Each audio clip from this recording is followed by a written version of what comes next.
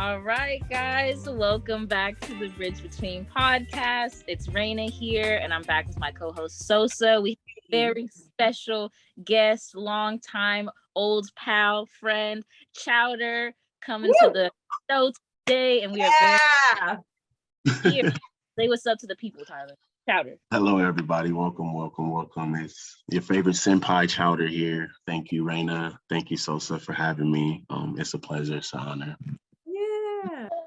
I'm so excited to have Chowder here, first of all, because number one, he's super amazing. Number one, just as being, he's awesome and underrated as hell. But also, he has amazing little business. I don't even want to say little, it's a big business. Okay. He's got a big business, big plans, big things for the future for our people in the terms of financial solutions. He has this company called Otaku Financial Solutions. Amazing stuff that he's going to get into. Can you explain that a little bit more for us before I get into it and just start rambling about the great things that you do? But what you do, what you want the people to know, because I'll just start telling everybody your business and Yeah. So my name is Chowder. That is a part of my real name. So my full name is Tylen Kieran O'Neill Chowder Miller. That is a long name, Chowder for short, because everybody gets Tylen wrong. And I have two businesses. I have Otaku Solutions, and that is basically a software company that solves problems for consumers, small businesses, entrepreneurs, and enterprises in a plethora of ways. Maybe that's lead generation, digital marketing, learning about the credit system, the business credit system. Maybe that may be through courses, maybe learning how to budget your money better through a spreadsheet that we provide, that we build with formulas and things like that, or maybe Facebook software to help you run Facebook in an entirely different way to help you scale your business and gain leads. So, and also other things, specifically what I've been focusing on is empowering small businesses and entrepreneurs in a way that they own all of their data in their websites with their businesses, instead of using third-party platforms like Shopify, Square, Wix, Weebly, and things like that. And then I have a nonprofit which has two names. The actual name is Black Lives Matter Global Education Movement. The trade name is known as Melanin, and it's basically a platform I created that's like Facebook, or it's known as a Blackity Black app that empowers minorities to learn about all those things. So how that works is my company, Otaku Solutions, directly partners with my nonprofit to provide free programs and courses and things like that to, like I said, small businesses, entrepreneurs, consumers, through social care to, create economic growth in, minority communities. oh my God, you guys But with this episode, I mean, like, it's like just drop that. bomb of just amazingness. This is everything that we all need to hear right now, guys. If anyone, a lot of us are at that stage in life where we're really trying to build a strong foundation for us to really enjoy the rest of our life as we, get older and as we go through the motions and really live our life to the fullest, and being financially intelligent and being aware of these resources, like you said, removing third parties, getting a hold of all of our data. Can you tell us, Chowder, like, what first led to, your first business, and then what eventually led to the nonprofit, and, where's their inspiration coming from? Because I'm inspired already, but what inspired the people? What inspired the people? Yes. So y'all, she's inspired. So my background, I don't have too much of a strong background. I met Reina some years ago working at Zoomies at the mall. I am a skater, so working at places like Zoomies, Urban Outfitters, Paxson, and stuff like that. That was my thing. And then later on, I grew into a career of security, doing security, whether that was for events like Coachella, places downtown, hotels, speakeasy bars, things like that. And I guess, around before the pandemic hit, I think everybody always wants their own business and stuff like that. Didn't know what they wanted to do. Raina knows I'm into fashion and stuff. I always want to have my own clothing company or model and stuff. But I had other skills that I didn't think or know at the time that would be very useful. So growing, maybe I won't get into it right now, but after I came back from New York, I had a plan basically to work for one of my favorite companies, which is a Black black-owned anime company called Hypeland. My friend Jordan Bentley, shout out to Jordan Bentley. And I had a dream. I said, you know what? After I got done, go ahead. Yeah, want something to say, Reina? I was just saying, shout out Hypeland. They really go crazy. And shout out to your modeling gigs too. If you need this Thank man to model for you, Book him. things, consultations and photo shoots. Continue. So yeah, I end up uh, really being interested in Hypeland, wanting to model work for them. I really wanted to model. I didn't think or know at the time I was going to work for them. I ended up coming back from New York. I was living in New York for a little bit with a friend on a military base, and Hypeland happened to be hiring. And I told myself, I said, if I get this job, after I work this job, I'm going to have my own business. I was just in the mindset of if I could work for an actual small business, it was a plus that they were black owned. It was a plus that it was anime. But if I could work for this company, especially since they're out here in LA, that would really just inspire me and give me what I needed. And I ended up getting the job, and it was the inspiration I needed. So I no longer work there now. The time that I had there was very great. It was words can't express, honestly, really amazing. But that gave me and inspired me, to go do my own thing. And at that time, my business first started off, because it's still the same business, as credit education, credit repair, credit restoration.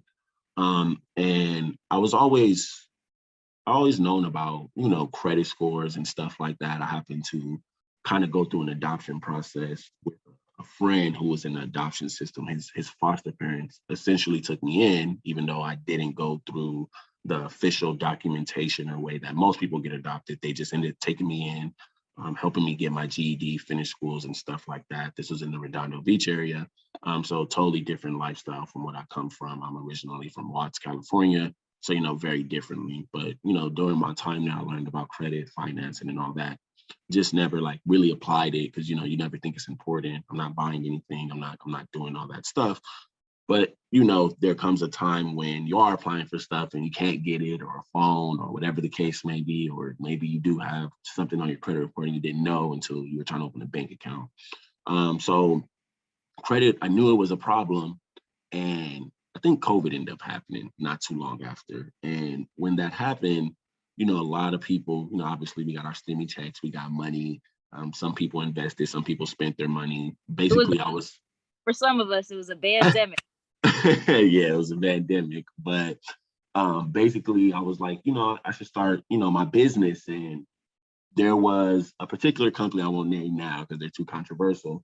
Basically, there was software to help people start or make their own credit repair company. And, I hopped on that real quick because I'm into tech and stuff like that. I realized software, whatever, but I was mainly stuck on educating people on the financial literacy system because honestly, a lot of people are consumers, and most consumers don't know most of the information that's what's outside of being fed to them, right? It's always a he said, she said, or some basic information from a bank or whatever, but it's never things here in between, which which I'm going to share later and stuff like that. So that was really my start.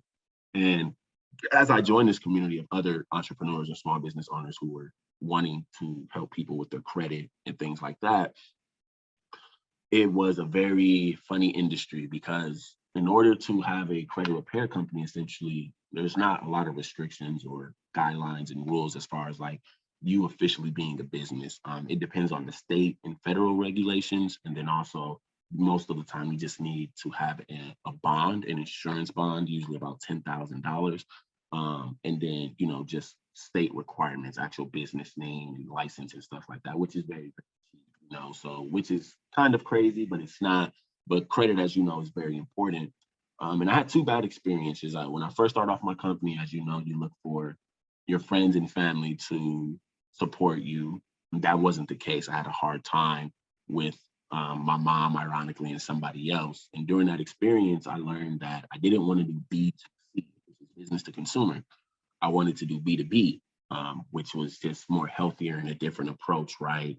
In the eyes of if you were doing credit repair, who would be the Business to business? business Okay. to business? Yes, yeah. So business to business, instead of me marketing my services to consumers, it may be smarter to market my services to the other businesses who already have those consumers in their database. They just don't have a way to serve and appeal to them. So in the example of credit, right? If you go apply for a home, a car, or anything, and you're denied, they 90% of the time don't have a program or any way to help you with what's going on with your credit. And it's not that, that's bad, that's not their job or whatever. It's just not something that they do.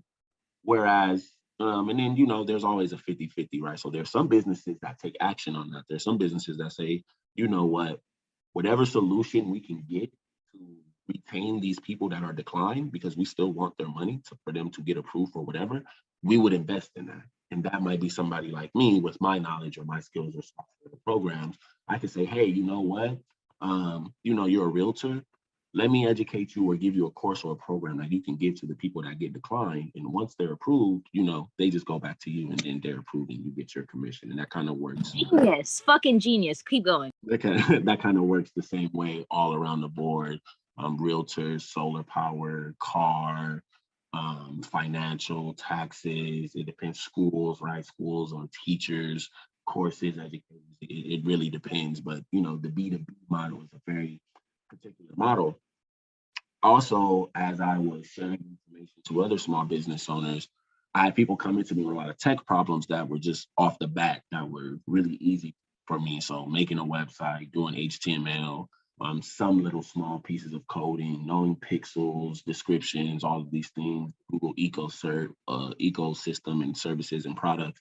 People were coming to me, and I kind of basically have a lot of skills of a digital marketing agency, and I just wasn't doing all of them, but a majority, to the point to where as I got more into tech, well, not more into tech, more information was being revealed to me of how it was working, and I didn't know it was a business model. So the business model that I spoke on earlier, SaaS, which is software as a service, which is almost something everybody uses. So if you kind of log into anything, whether it's paid or free, and it's software, which mostly everything is, that is considered software as a service. So Gmail is software as a service. Facebook technically is a software as a service. Zoom is a software as a service, right? You are using this company's cloud or whatever software to log in to do something, whether it's paid or free. So it's a really like $208 billion industry, just that as itself, and it's good. Also, I like to teach with a lot of things, at least the things that I'm good at, technology, explaining automations, building funnels, websites, whatever the case may be, because I like to break things down on a granular level. Specifically in the credit repair industry, that was what was needed, because a lot of people were basically scamming other business owners for services and not helping them, which resulted in people getting referred to me, even though I didn't offer those services, which made me sit down and think, well, if I know all this and all these skills are related to digital marketing and all that, why not, have a digital marketing agency, which I do have through software that I own, and I'm able to provide lead generation, website hosting, SEO, business listings, automatic review management, social media management from over 30 individual social media accounts and things like that. All through software, it just made sense to basically technically consider myself a SaaS or digital marketing agency that operates for, like, again, I said, consumers, small businesses, enterprises, and things like that. So that was kind of the inspiration. It really came from after I worked from Hypeline, I wanted to have my own business.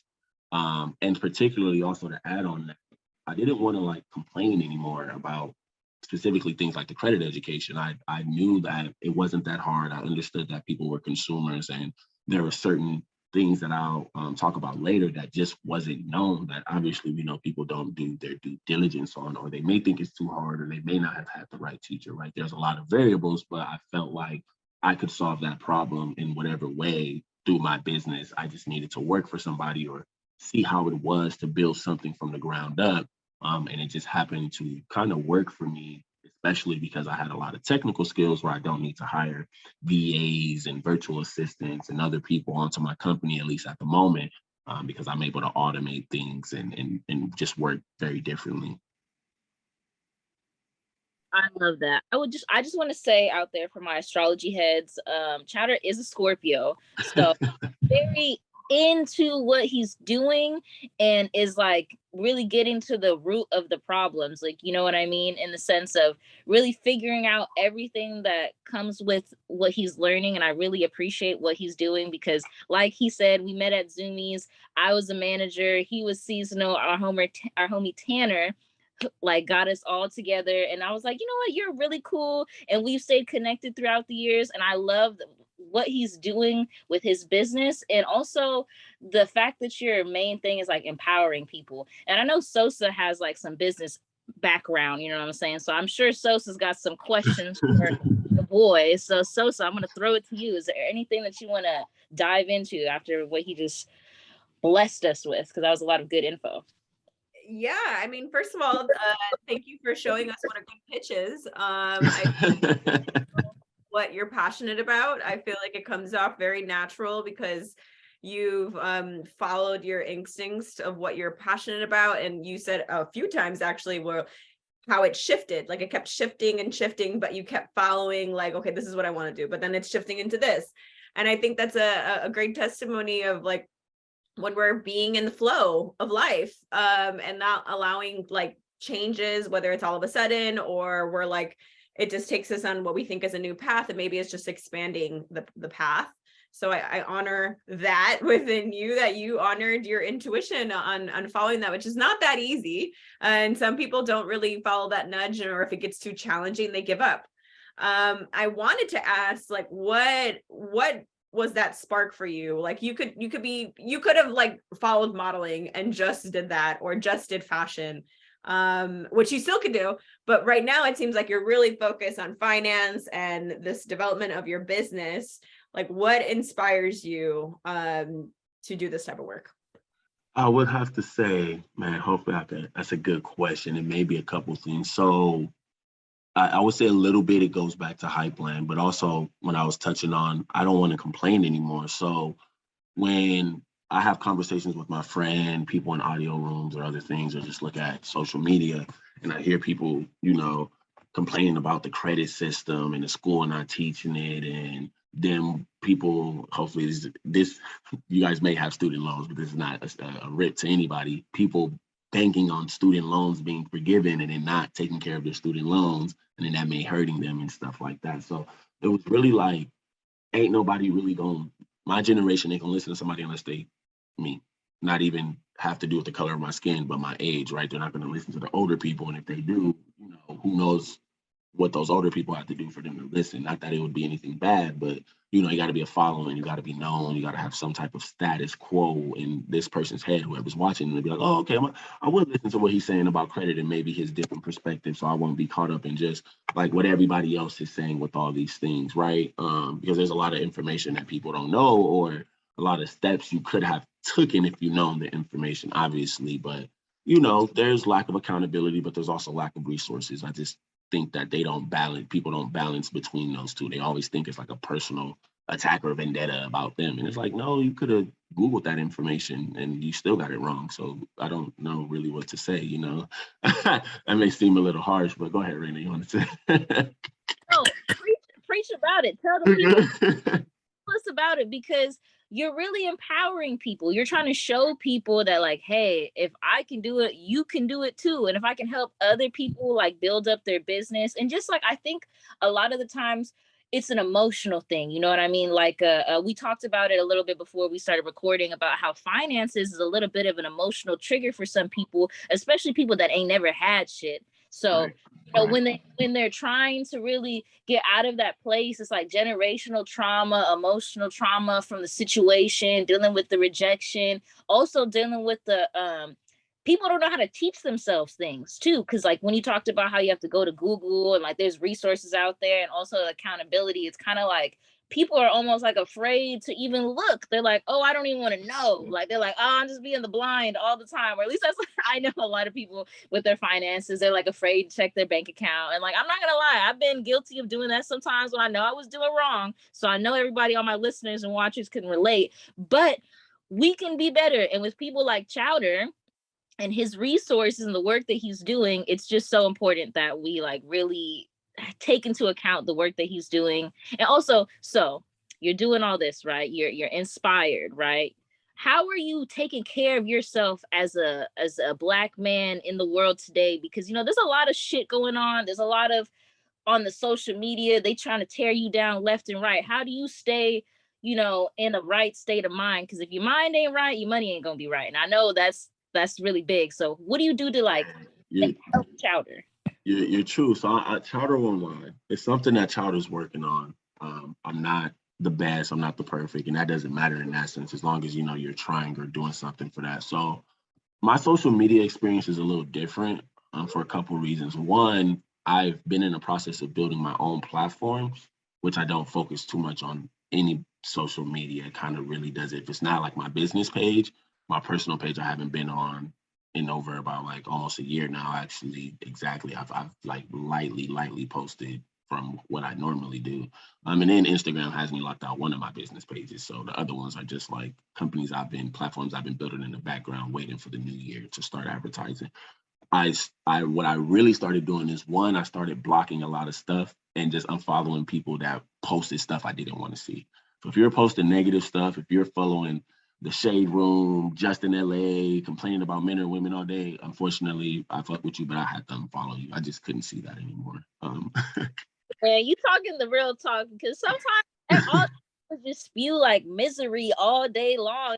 Damn, like he be Yeah. happy for a second. So I feel you. I love that. Okay. Yeah, so I did. I really did that. That was like really a game changer. And then same thing for like Twitter. Twitter, I see all these like controversial spammy accounts that I know it's for fun sometimes. I just block them. I don't see it. I just don't let that stuff overflow my timeline. And then once again, I have my own platform that I'm building. So, and it's not like I don't like these other platforms. It's just like when you're doing stuff like that, building your own stuff where people can log in and do the exact same thing as Facebook or Discord and all that, you're not on those platforms. There's no need for me to be unless I'm bringing people over, to mine. Um, Go ahead. Were you going to say something? I'm sorry. I think I lost my train of thought. That was perfect. I was gonna ask. So not only are you cleansing the platforms that you're currently using, but you're also building your own. So can you tell us like what are these platforms you're building? What are they similar to, and maybe why you're doing this? Yeah, so one I have is called U Melanin, like I said, and that basically the best reference for the platforms is like they're like any social platform, Facebook, Twitter, Instagram. You can add people, you can follow people, you can like statuses, you can post statuses, you can join a group, you can join a forum, you can send an open message, a private message, you can have a messenger chat room. If you have a business, there's a business directory in there wherever you're at in the world, so you can post your business and it'll drive traffic to there.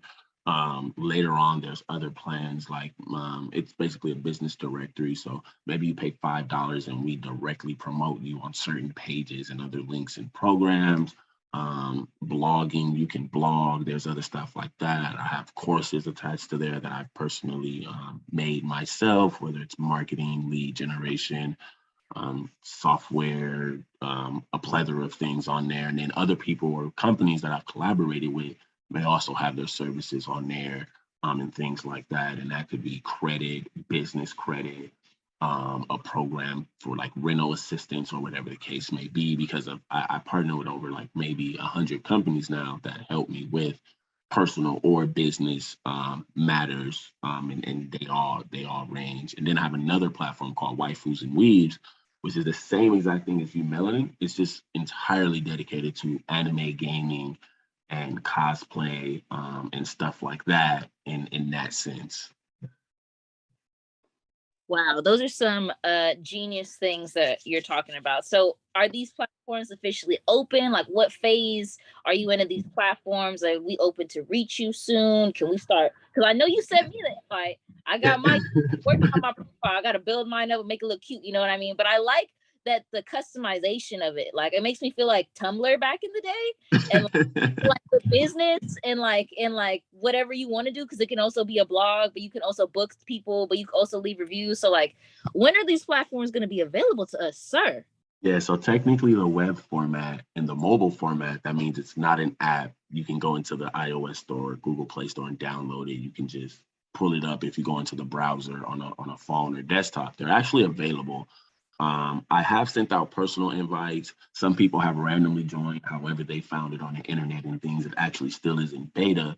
I'm hoping to probably have Maybe to 100 to 500 concurrent users for beta. And after those requirements are met on any platform, at 30 days, it will be registered. So it's really about 90% done. Also, I did it that way because I want people to come on and literally whatever they suggest, I'm most likely able to implement in the platform, just turning on a couple of tools or whatever the case may be.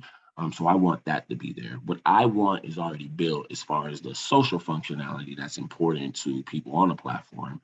All the extra things are basically made to empower them, whether that's a business directory. For instance, on the anime website, if you have a Twitch or a YouTube, you can be featured on the main page, or you have your own channel where your stream is at, or in your profile, people can click and follow. Then we'll have other programs like if we build you your own website, or if you have your own website, it will direct traffic through there, and maybe we'll help you get set up with your own Stripe account where you're actually just getting all the money and you don't have to worry about Twitch taking anything and stuff like that, kind of helping with the content creation and them getting all their, content and data and just using the platforms to drive it there instead of being on the platforms and worrying about, God forbid they get banned or booked or they start charging whatever's going on and it's not beneficial to the content creators. And touching on it, I didn't say this earlier. The reason why I built both of those platforms, you Melanin, I built that because I thought it would be simply easier. Well, one, there's a lot of reasons. One, you got the Twitter situation, which I don't mind, but the Black community, right? The Black Twitter does feel some type of way. Now, there are a plethora of Black apps that people don't know about, but the functionality of those apps is what's stopping them from being shared because there's something that I call the app standard. Any new app that comes out, if it doesn't have the app standard functionality of Facebook, Instagram, Twitter, or maybe Pinterest and Tumblr, nobody will stay on it for very long, no matter what feature is missing. That's just called the app standard. That's what I call it as. So that's a problem that a lot of some of these companies face. And most of that is because some of the people, at least, and I don't know these people, their knowledge in tech may not be very vast. They may not know my route, or they may know a route where they have to build it from scratch instead of something else and partnering with a company. And that's why they may not be able to have the type of product that they or app that they want, which is, results in no users using it. So I'll say I felt pretty confident about what I have and what I was going to use to build my platform and app. So that was off the surface. And then I said, well, I'm also part of a chamber of commerce, so my resources are very vast in that itself, but also because I'm doing, and looking for government contracts, I have partners, companies, over 100 companies I partner with that will happily be on my website and offer those services, affiliate links, or whatever. I can still empower the company. It's all Black owned, it's all owned by me. Nobody has to worry about being moderated unless you're, being mean or rude or spiteful, hateful, whatever the case may be, but I could actually empower my community. And then same thing for the anime one. As far as I know, most anime social community sites really don't have a social feature of people coming together and adding. And then when you look at the other big places like Anime Expo, Anime New York, all the cons, they're only on platforms, right? So those companies are only on Instagram, Twitter, and stuff. You can't go on their website and really talk to people, or they don't have groups. They don't have all those, right? You follow their page for that and comment on stuff. So I said, hey, how about I make a platform for that supports all of those and gamers. You know what happens with Twitch and mix things like Mixer in the past and stuff like that, right? YouTube, that may, even though they came out with YouTube gaming, that could be in there. So basically having a anime platform that serves for anime, cosplay, gaming, mangekas. I've met with like over already 30 Black artists that literally make anime that want to have a Black anime studio inside of Los Angeles. So like we're meeting to collaborate. They want to teach other people how to get into anime and draw and do other conventions. So that's kind of what that platform serves as, because I don't really see anything like that. The closest thing I've seen close is what Hypeland is doing with their Discord server. And this is never to talk down on any company doing anything. I don't believe in that because you don't own your data at the end of the day. If Discord was to break down or whatever the case may be, if you weren't having any automation set up and you're not getting these name and emails, which most likely they may have in their regular website, right? Which is powered by Shopify, and they still don't own that, right? We get into the TOS, the service terms and agreements, right? When you sign up and you make an account, whether it's free or paid, inside of that, you're basically handing over that data, no matter what you think. That is just how that works, right?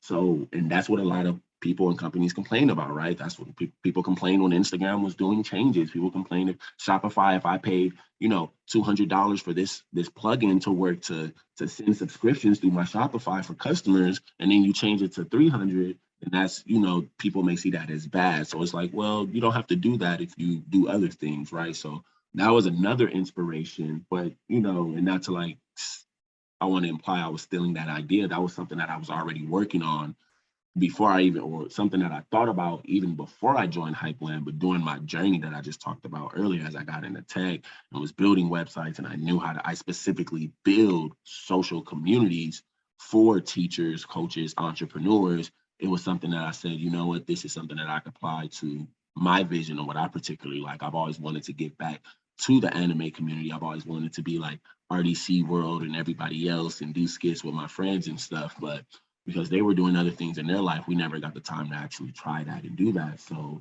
this is kind of my way of giving back to the anime community and just other things like that, but also supporting it because I don't see certain things in the community itself. This is a really good segue because I was like wanting to know like where did the love for anime come from? Like I'm thinking of like your inner child, or like when you really like what, like I think I know the answers to this question because like people are attracted to anime for certain reasons, but like what was that attraction to anime? Because that also inspired the name of your company.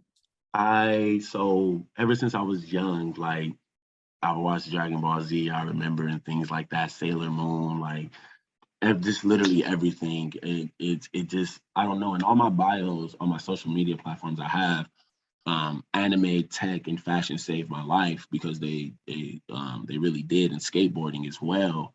I don't know, just the story. One thing I will say is, if I was reincarnated, I definitely believe I was a Japanese person. I had to be, because the Japanese culture, I love it so much. I think that they really live off respect and principle. And that's just how I carry myself a lot in life about a lot of things. So when I look at anime, I always saw it as a lesson. Like there's always lessons in any anime show, whether it's Dragon Ball Z, whether the character development, just how they do things. I always appealed to that, no matter what type of show it was. And then just the thought of kind of animating all the crazy stuff that you see, whether it's superhuman strength, flying, or demons, or stuff like that. It's crazy. And then there are those people that are like, I guess, attracted to cartoons or whatever that may be. So I probably fall in that category too, because I do have my little crushes for anime characters and stuff. But it would probably have to just derive from the Japanese culture. I think that they carry themselves, and the respect factor is just something that I really appeal to. I like that a lot. I respect it.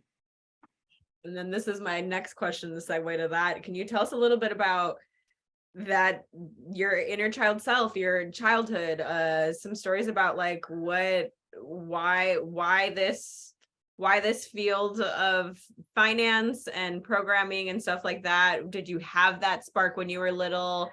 Yeah, what was young Chowder like? Yeah, so young Chowder, wow, that's something. I actually don't remember all of my childhood. I did have some childhood trauma, but I do remember these things. My mom, single mom, raised me, also raised my brother, which we had different dads, the same mom. He didn't end up living with me until I was in my teenage years, but I did know about him and see him from time to time. Single mom, lived in a shelter in Compton, moved to where my grandma lived at on 106 in Figueroa, in Los Angeles. Lived in apartments on the corner.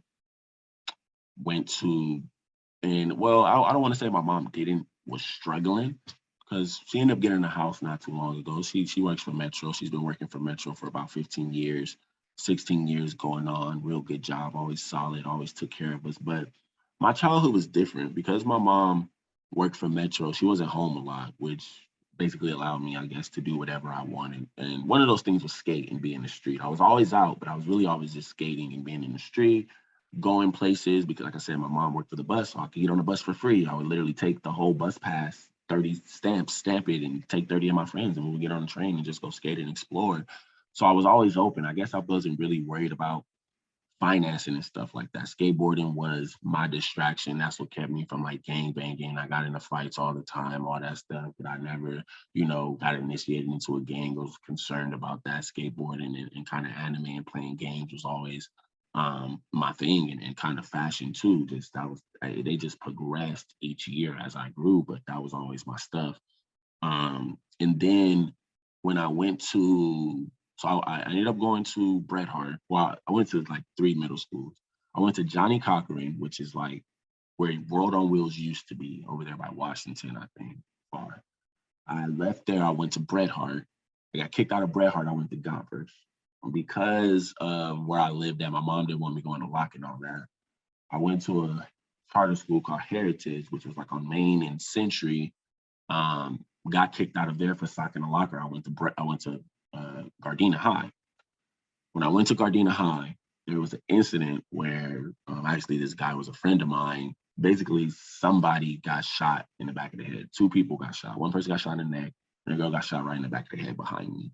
The guy basically had a gun in his backpack, accidentally smacked his backpack. The gun went off, shot the girl behind me. It was a whole thing. So I had to go on lockdown. I had a friend named Robert Springfield at the time that I went to Gardena with. The next day, I didn't see him no more. His dad ended up pulling him out, and I didn't know. I just didn't see him. One day, randomly, I'm at the South Bay Galleria, and I see him. It's really funny because he was on a date. He ended up leaving the date, and then like we had a bro moment. It was like really funny. Like we didn't see each other for years. Like did a whole hug, high five, and I was like, "What you up to?" He's like, "I'm on a date." But like honestly, like what's up with you? I'm like, "Oh, I got to leave." And I was like, "You gonna leave it right there?" And like he literally left right there. It was crazy. I swear. That's some real homie shit. It was crazy. So like, cause mind you, we literally didn't see each other. Like that shooting happened, and I like never heard from him or saw him. Like literally. So like, yeah, what's happened to you? Like, oh, I live behind the mall now. I go to Redondo High. Like after the shooting, my dad took me out to school. Whoopty whoopty whoop. That's where I'm at now. I'm like, oh, that's cool. You feel whoopty whoop. So I would end up going out there to see him, and he introduced me to another close friend of mine. His name was Eris, and then they both went to Redondo, and then they met somebody at the school named Avi, and Avi was the actual foster kid that was an assistant. Because we were all friends, obviously I ended up meeting AV, going to his house, meeting his foster parents, all that stuff. There was a time in my life where I was going to go to like the National Guard or the military because I just was going through a lot. I ended up graduating. Well, I was about to get my GED, but I ended up like stopped doing that. I was about to drop out because ended up going to, before I went to Moneta, which is a continuation school behind Gardena. I was just like, I'm gonna go to the Army, and then like, whatever the case may be, I'm gonna get paid, whatever. Um, the day before I was supposed to like actually leave, deploy, go do whatever, sign, whatever the case may be. I spent the night at Avi's house, and he basically told his mom my situation. I woke up to her sitting over me, basically like, you don't gotta go to the Army. You can stay here with us as long as you get your GED. Whoopty whoopty whoop. We're gonna call the caseworker, and then whatever the caseworker says, we're gonna go from there. If that's okay with you. Then I was just like, all right. And then that was that. Like they took me in. I was in Redondo. My dad, well, both of my parents are teachers. My mom's a retired teacher from Hawthorne High. My dad, he's an English teacher at Redondo Union. So I was ended up going to go to Redondo Union, but I was so close to graduating and being emancipated. I ended up going to Shores, which is a continuation school next to there, and then getting my GED. And then I was out of school early. I started looking for work around Redondo. That's when financial stuff started hitting me. I was understanding because I wasn't obviously in that place. I'm looking at 16-year-olds pull up in M5 BMWs, all type of shit. You're like, what the? And then you just slowly put things together. Like, oh, it wasn't just like that white image to me. It was like, damn, how they getting this? Oh, he got a business, he do that, and then I'm learning about credit. And then like my foster mom, we would go everywhere, and like no matter where she swiped, she would get approved. It don't matter like what it was, you didn't have to pay for it. I'm like, damn, how do you do that? And she's like, oh, my credit score is like 847. I'm like, what was that? And then she tells me this stuff, and then it was just like, damn, like, is that easy? Like, is that simple? Like, all you basically did was just have like, even if you got the basic of habits of like budgeting and knowing how to spend your money and being obligated, like they'll just give you money like that, and then you just quote unquote air fingers, right? I'm using air fingers for that. Use the money, do whatever, and you can get more. Like, nah. And that was like, it really sparked for me. And I just had a different, I always look at things differently. It's always a 50-50. I was like, I grew up with, all the black people around me saying, don't mess with white people. Don't do this, don't do that. And there's nothing to learn. There's that. And then I'm sitting here with white people that took me in, that's just showing me a different perspective. Not to say that they're holier than all the other white people or whatever. I won't get into that, but it was just really different perspective, and I could apply it right then and there, and it was working. So it wasn't like it was a mythical type of fantasy that I was whitewashed, or like, no, this is like, man, what she told me. I went to go look up my credit score, went to go do this, bam, bam, bam, and like, and it really pushed me, because once I found out that like you could kind of co-sign and do all that, and she never did. Like, I'm never co-signing for you. Like, I don't. Like, it's not because I don't co-sign for my kids. Like, it's not because none of that. Like, you got to be financially responsible and have the habit, and you got to earn that. Like, you got to do that. And then that just always stuck with me. So when I had that perspective on top of me being a minority and understanding that I don't have that perspective at all, but there were hundreds of other variables that were stopping me from even getting to that perspective, or stopping that perspective from even being in my community or environment. That's what, put that spark, like, okay, I need to give back and do this. And then when I started my credit education company, you start learning about, non-traditional, well, not even that. Well, yeah, it was a long journey. You start learning about the actual laws, the statute of limitations, the secondary bureaus. What are those? The other data furnishing agency. Where does your data actually go? What are the actual consumer laws behind it? What are the traditional ways of reporting, the non-traditional ways, the new laws and bills that are being implemented? What is rental reporting, subscription reporting, telecommunications reporting? How can different categories of, a teen compared to an adult if they're 30? What if they use rental reporting? What are the benefits of that, especially if they're looking to get a home, and the changes that Fannie Mae and Sally Mac are looking at on your credit report when you apply to get a home? And, it gets so deep. It was just like, I got to give this out. It's so easy in whatever way or fashion, whether they get it or not. Like, this, it's no complaining anymore. How can I complain when I like know this stuff? So that's like really where those kind of like three things sparked really into one to what it is now. Knowledge is power, y'all. Yeah, and I just happen to be good at doing a lot of other stuff along with that as well, because it did just start off as credit education, credit repair. The only few things I was doing differently was I wasn't marketing towards consumers. I was going more B2B. And then when I did have consumers, it wasn't like I had people paying me these outrageous prices to do things. It was more like, let me look at your credit. What usually happens is, and I'll give a perfect example. You have two examples of what happens. Somebody calls me and they're like, oh, I need help with my credit. It's super bad and all this. And then I look at their credit and it's like, bro, you just pay that phone bill. Like, go do that. Like, what are you talking? Like, there's nothing compared to, I have a case where a lady's married for 30 years to her husband. Her husband files divorce, then he claims bankruptcy, and then she owns all the debt, and then she couldn't do anything about it. Like, that's a totally different situation than you not paying a bill that you probably should have paid because you felt like Verizon wasn't doing your service right. So you didn't pay the bill. Now you got to pay $70 or $100 or $500. Like, that makes no sense. And then that's the only thing on there. So it's like, okay, let me educate you on doing this. Let me sit on the phone with you. Let's do a three-way call. Let's call the collections part and be like, hey, look, I'm speaking on behalf of this person. This is what they need, etc. How can they get this payment plan or get this removed off their credit? And then after that, you feel me? You don't need to pay me for that. Most things on credit, depending on most of the time, can be solved by the person who needs the help. But that's really what it is. You're really, and once I kind of saw it that way, or that's really how it is, it was like, I just need to educate you. So I kind of run off, like, my services kind of run off a subscription model. It's like, you pay me a fee. Let's say, for instance, you pay me $60. With that $60, you're going to have access to me, questions, kind of my platform that I told you that has courses and resources for you to do all those things. And then if you do need my actual help and need to pay me to be on the phone, sit there, dispute, negotiate, whatever, then that may be a little higher fee. But at the basics, you can be on a platform that's going to serve not only to that need when it comes to the credit education, but other things. And then, inside of email or text, you get links to other companies that are partnered with that'll help you build that credit profile. So if you don't have a credit profile, here's some starter credit cards to start off with, or Okay, do you pay for subscriptions? Do you know that subscriptions can help you build credit? And there's plenty of ways you can do that. You pay for Netflix and Hulu, or why not build your credit that way and do that and start from there? You pay rent already, why not have your rent build your credit? You do that. You don't have to have a credit card. You don't have to have a home. You don't have to have a house first. There's a plethora of different ways you can do this. You're just kind of stuck on this number and you don't even understand the number or the system or whatever the case. You think you're in this super terrible position, and that's not the case. 1,000%. I think that was definitely like the situation that I had when I had my consultation with Chowder. I was like, my shit is fucked up. And he's like, it is not bad at all. And I'm like, oh, I guess it's not that bad. And he makes it very easy to work with. I've worked with him before. I recommend him to a lot of people. He also has like a seminar on YouTube. If you look up Otaku Financial, that seminar is still up on YouTube, right? That's like Yeah, free. it is. Yeah, it is. That's a partner of mine called Boom Pay. I'm a big advocate of rental reporting, and I'll touch on that. So, a lot of people don't know in California we have the first rental reporting bill. It's called Bill SB 1157.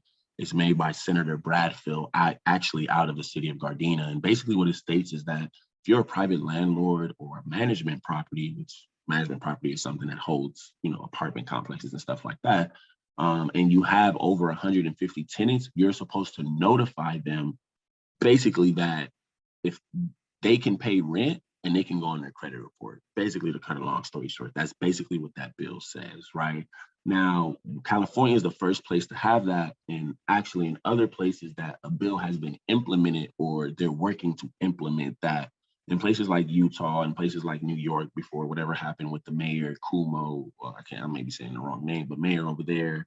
I know in Canada, they're working on it and I have a partner that actually the whole Dominican Republic is actually going to be implementing that with their housing system, actually. So it's very important. And we talk about that falls under the category of non-traditional ways of reporting, right? So what is a non-traditional way of reporting? That is rental reporting, subscription reporting, and telecommunication reporting. And they all sound like they all mean like how they sound. Rental reporting is if you pay rent, it can go on your credit report. Not if you pay a mortgage, because a mortgage is already reported on your credit report. So rental reporting is only for rent. Subscription reporting, if you pay for any subscription, Amazon, Hulu, Netflix, PlayStation, Blue Apron, LinkedIn, whatever the case may be, that can help you build credit. And then you have telecommunications, that is your water bill, your gas bill, your light bill, your phone bill. Other invoices or software, for an example, let's say you use Stripe, you can use invoices from Stripe to help you build credit or business credit and things like that, right? So those are non-traditional ways of reporting, which almost every small business or consumer is using, right? They only know about those things if they don't pay it and they get a negative mark, right? So that's where I partner with a lot of other companies, or I have technology I'm working on to basically get that going. But Boom Pay specializes in rental reporting, and they're one of the cheapest when it comes to rental reporting. And they actually use technology. So if you pay through a portal, if you pay through Venmo, Cash App, PayPal, banking, as long as you can log in and submit those credentials, you can have your rent reported for as low as $24. And that's just important for a plethora of reasons. One, it doesn't give you a hard inquiry. Two, it's an easy way to build your credit like an authorized user. Let's say, for instance, because how it works when it's reported on your credit is it starts on the lease date. So let's say, for example, I lived somewhere since 2015. It's 2022. That's what, 7 years, right? I would have 7 years of rental history on my credit report for all three bureaus, which is important for other reasons, like Sally Mae and Fannie Mae, the people who literally are the housing industry. When you go apply for a home, those are the people that are doing the underwriting, right, for the home.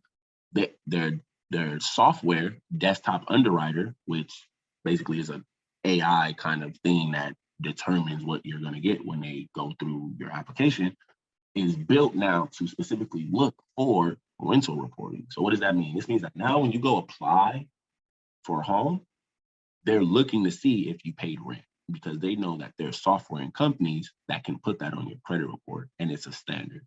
Also, there's an article from the former CEO of Fannie Mae, basically in stating and implying, and there's also one from the HUD, the Housing Organization HUD, that basically says, we understand that consumers, the biggest expense that they pay is their rent. The average renter rents for about 7 years. Why is this history not on their credit report or benefiting them, especially when you go look for a house or a home or even an apartment and they're asking for prior rental history or any type of history, right? So now this is beneficial. Now, where I use this for, because services and programs are different for everybody's credit report, right? I'm not saying that you can automatically put rental reporting and it's going to give you the best credit score ever. It depends on your situation, right? Now, somebody that's credit invisible, like kids, right? Let's say, for instance, you were 18 and you were credit invisible, or 19, 20, and you pay rent to your mom. Well, I have clients that they use that to help their kids build credit. And now since they're credit invisible, which means you have no credit score, it's a zero, right? You put something as strong as rental history on there, it's going to automatically boost you to, it could be high 600s, 700s, maybe 800s, because you're building positive history now. And you can use that to even start applying for their first card. I've had people get applied for Amex cards. I've had people get applied for store cards, whatever they want. Now, I do advise on certain type of cards. That's a different conversation. But the point is, it allows you to build history to get approved for certain things. So yeah. Thank you so much, Chowder. That was just an amazing, amazing plethora of information that you just gave us. I'm so grateful and thankful to have you here on the podcast. We might have to have you on for another episode because you got so much information. It's like a never-ending gold mine of good shit. Just keep pulling out. I'm like, oh shit, we need to know about that too. Oh, we need to know about that too. Oh man, we got to know about that. And also, thank you so much for sharing like your journey of like how Chowder became the Chowder that we're looking at today. Like I totally appreciate your transparency and your vulnerability, sharing your story, sharing your inspiration, giving us so much free game. Like I feel like people need to pay like $25 to watch this episode. Like this is just to give you something. So if people want to work with you, if people want to, get some advice, where can we find you? Platforms in general, and just give us like a quick little like pitch of what's next for Chowder and like how we can find you and how we can work with you. Okay, so I'm on a lot of platforms, even though it may sound like I talk down on them or not post a lot. So I'm on Instagram. My Instagram is Chowder Senpai. My Twitter actually is Fuck Thailand. It's funny, I haven't changed that in a long time. I'm on the most platform that I'm on now is something called Fanbase, which is created by Isaac Hayes. I'm on there pretty often. It's something that's similar to Clubhouse and I guess Instagram and Twitter kind of all in one. I'm in a lot of audio rooms connecting with a lot of wonderful people on there. That's what people will find me at the most right now. But I also have, so my new company name, and this will be done very soon, and I'll make sure I relay this information to Reina the next time I'm on the podcast or not.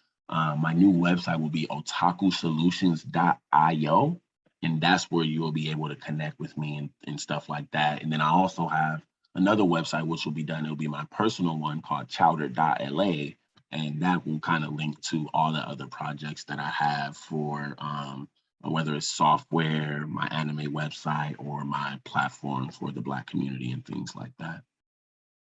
Awesome. I'm so happy to have you here, Chowder. I'm so excited for your future. I'm excited for all this good work that you're doing. You got big things in the work.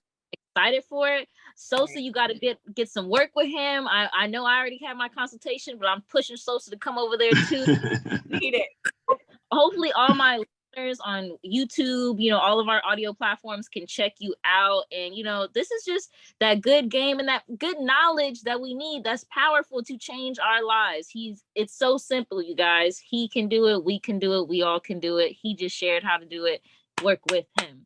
Definitely, yeah. And I'll say this before we close. I have some programs coming out soon where I'm probably going to be helping about 50 to 100 people free with probably their credit or their business and whatever form that may be. I'm kind of finishing up those details. I may have a form or a flyer drop before Christmas going into the new year. I'm just wrapping those things up.